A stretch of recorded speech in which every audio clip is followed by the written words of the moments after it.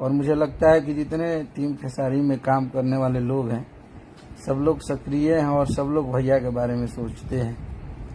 तो जौन चीज़ के आप लोग के नॉलेज नहीं खे वो चीज़ के बारे में आप लोग मत बोली जा। और फसल कौना चीज़ के बने आदमी माने कोनो अपराध कइले बनी जा कि कोनो एथू कह दिले बनन आदमी की फंस गइल बने।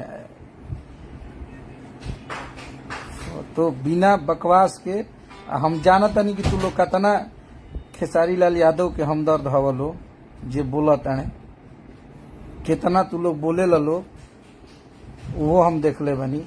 तो चेहरा बंदे कर दलो तो बढ़िया रही। आप अपने बारे में सोचिए, आपका जीवन कहाँ है।